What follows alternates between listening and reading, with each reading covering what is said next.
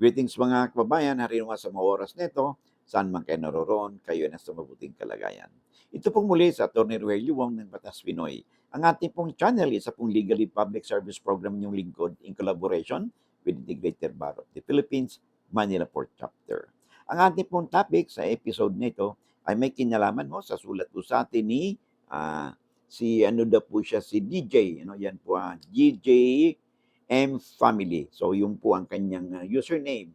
So, simple na po ang katanungan niya, no, tungkol ito sa karapatan po nila bilang isang tenant na kung saan ay ang kanya daw mga magulang ay they have been a tenant, no, for the last 32 years. Ngayon na balitaan nila na ibibenta ng may-ari yung lupa. So, ano daw po ang kanilang karapatan. So, okay, in the first place, no, hindi naman maliwanag kasi dito kung ano bang klaseng pagka-tenant kayo doon sa lupa, no? Kung kayo po isang agricultural land, agricultural tenant, no, ay of course meron po kayong karapatan, no, sa ilalim po ng ating batas, no? Yung ating Republic Act 3844, no? Yung the Code of Agrarian Reform of the Philippines, no?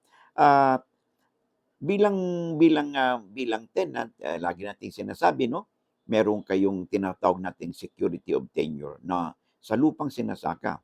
Dahil kayo ay merong security of tenure, ay hindi po kayo basta-basta mapapaalis lamang diyan sa lupang sinasaka ninyo, maliban na lang kung meron pong tinatawag nating, ah, cause, 'no, yung legal, justification kung bakit kayo papaalisin. Halimbawa, hindi kayo nagbabayad ng rental doon sa may-ari ng lupa, hindi ninyo sinasaka yung lupa, 'no, sang-ayon doon sa pinagkasunduan, at o kaya ng magulang niyo pinagsabkon yung yung kanyang, lupa na sinasaka, at hindi siya mismo personal na nagco-cultivate ng lupa, 'no, this could be a ground na parang mapaalis kayo doon sa lupang sinasaka.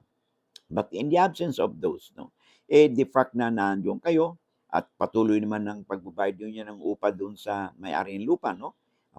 Again, this is assuming na kayo ay isang agricultural tenant, okay? So, 'pag ibebenta po 'yan, meron din po kayong karapatan diyan na, meron kayong tinatawag na right of preemption.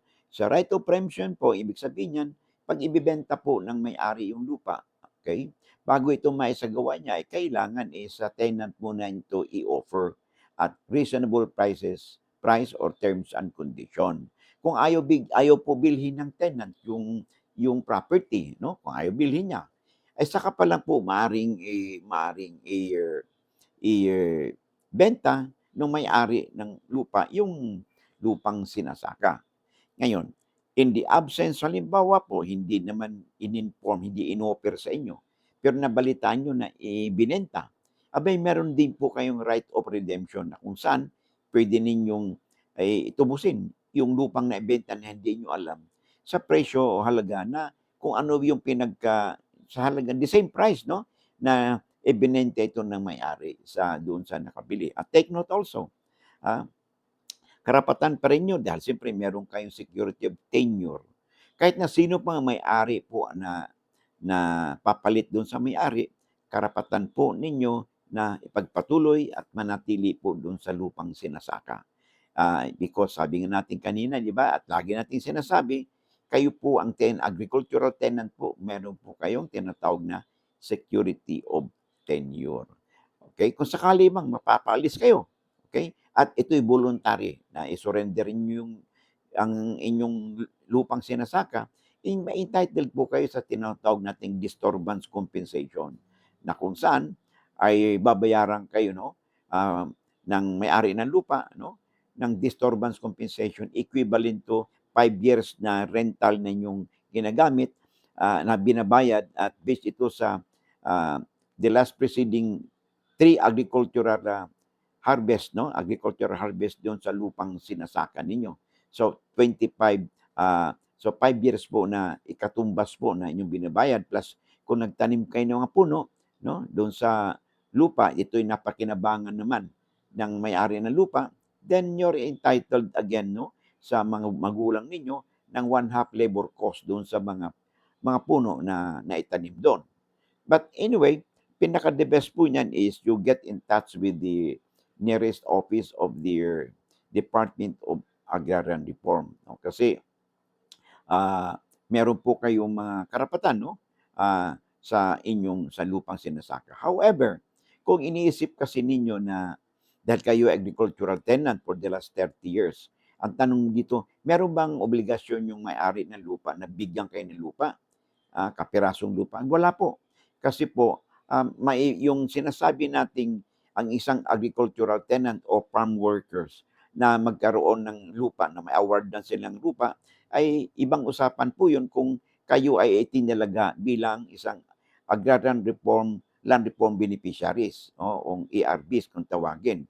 Kung kayo tinalaga ng DAR bilang ARBs, no, or agrarian reform beneficiaries, then possibility po na mabibigyan po kayo ng porsyon ng lupa na inyong sinasaka. Kung hindi man doon sa area na yun, ay doon sa iba na malapit doon sa lupa ninyo.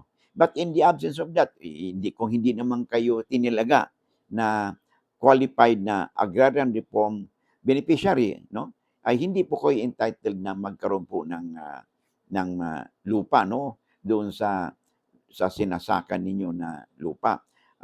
Meron kayong naririnig, bakit yung ibang tenant ay binibigyan sila ng lupa, ng may-ari ng lupa? Well, ito po'y voluntary basis lamang sa panig po ng may-ari ng lupa. Kasi para lang mapaalis yung tenant o hindi na magreklamo, ay kasama po sa kanilang amicable settlement, ay binigyan niya ng kapirasong lupa si tenant, no? Halimbawa, may isang na 200 square meters o 500 square meters na kung saan doon siya maaaring magpatayo ng bahay. O maaari yung kanyang bahay na tinitirikan niya ngayon, no, sa lupang yun, maaaring yun na. At base dito ay magkaroon sila ng tinatawag nating amicable settlement na kung saan papayag na si tenant na isuko niya yung kanyang lupang sinasaka doon sa may-ari at wala na siyang paghahabol doon sa may-ari. Okay? At bilang kapalit nito ay binibigyan siya ng lupa, para doon siya, ito maging pagmamay-ari niya at dito itatayo ang kanyang bahay or maaari din naman na yung kanyang porsyon ng lupa, no, kung saan tinatayo ang kanyang bahay, ito'y magiging kanya na. So, liwanagin po natin, hindi ibig sabihin na porke kayo agricultural tenant ng matagal na, 30 years man yan, 40 years na, ay meron na kayong karapatan na magiging inyo yung lupa na yon, no? Or yung bahay man lang na inyong tinitirikan ng bahay. Because tandaan po natin, hindi po pwedeng papasok po dito yung tinatawag nating acquisitive prescription. Remember, because you are there, not because you are the owner. Applicable lamang yun, yung acquisitive prescription, if you had been in possession of the land in the concept of an owner, no? Open, adverse possession, continuous possession in the concept of an owner. So, in your case ko, kung tenant lang kayo, no? Kung tenant lang kasi kayo, ay hindi kayo nandun bilang isang owner, kundi bilang isang tenant. So, hindi po applicable sa inyo yung acquisitive prescription. So, yan po ang ating tatandaan, ha. So, you get in touch, no, kung ginigipit pa rin kayo ng may-ari ng lupa, no, ay pwede po kayong magreklamo sa pinakamalapit na office ng Department of Agrarian Reform at manatili po kayo doon at karapatan po ninyo na ipagpatuloy ang inyong pagsasaka, or kung ibenta ba nito ng may-ari, dapat sa inyo muna ito i-alok, no? At kung hindi ayaw niyong bilhin, saka pa lang i-alok ng may-ari sa iba ang nasabing lupa. Pero kahit na sinong bibili nito, karapatan pa rin inyo na manatili doon sa lupa at ipagpatuloy ang inyong pagsasaka. So hanggang dito na muna tayo, no? And I hope nabigyan natin ng kasagutan ang ating nagpadala sa atin ng sulat na si DJ May Family. Yung po ang kanyang username. So bago tayo magpatuloy, no? Sa mga kapapasok pa lang, kung hindi pa kayo napag-subscribe at hindi pa na kayo napag-follow, if you find our videos interesting and informative, ay puwede ba makahirit po sa inyo, isang follow, isang subscribe, share, and like po 'no, so that matulungan po ninyo ang inyong abang lingkod na mapalawig pa natin ang ating adbokasya, na mapagbigay po tayo ng legal information, kaalaman sa ating mga kababayan. They could be your friends, your relatives, your neighbors, or mga OFWs po natin 'no, upang sila din ay may mapulot sa mga pinag-usapan natin. Sabi nga natin ay, lamang na ang may alam sa batas. See you in the next video po natin. Bye for now.